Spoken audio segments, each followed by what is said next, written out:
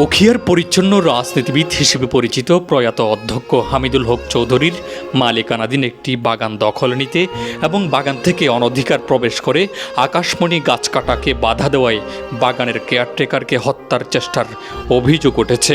এ সময় কেয়ারটেকারের হাতের 4টি আঙ্গুল কেটে নেয় সন্ত্রাসীরা।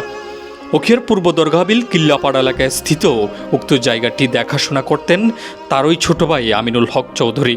তিনি জানান, মূলত সরকার পতনের পর থেকেই অনেকবার উক্ত বাগানটি সন্ত্রাসী কায়দায় দখলে নেওয়ার হুমকি দিয়েছে নাইক্ষ্যংছড়ির ঘুমদুম ফকিরাপাড়ার কবির আহমদ গংরা।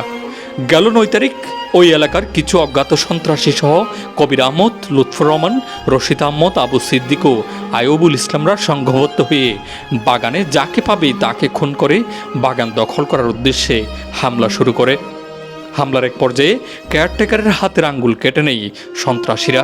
এ সময় প্রায় 30,000 টাকার আকাশমণি গাছও কেটে নেই সন্ত্রাসীরা। এ ঘটনায় নাইক্ষ্যংছড়ি থানায় উক্ত 5 জন এবং অজ্ঞাতনামা 5 জনকে আসামি করে একটি মামলা দায়ের করা হয়।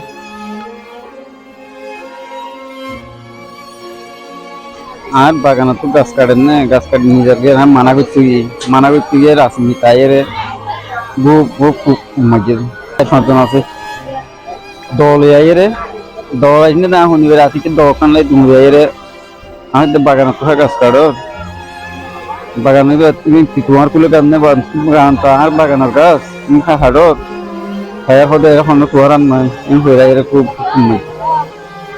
মানে হাড়ি ফেলাই মারি ফেলাই তাই তো নজ্জ মেরে এদের অনুরুমকি দিয়ে বকা চাকা বেশি করে আর মানে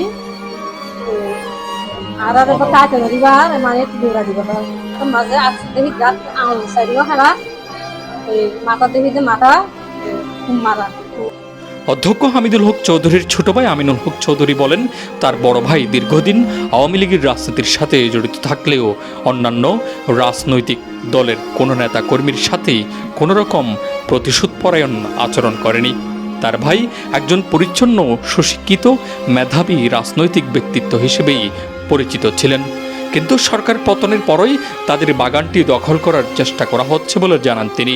এ ঘটনায় জড়িত অপরাধীদেরকে দ্রুত গ্রেপ্তারপূর্বক তাদের বাগানটির সার্বিক নিরাপত্তা নিশ্চিতকরণের জন্য প্রশাসনের নিকট অনুরোধ জানান তিনি। মোহাম্মদ ইয়াকিন, পালং টিভি, উখিয়া, কক্সবাজার।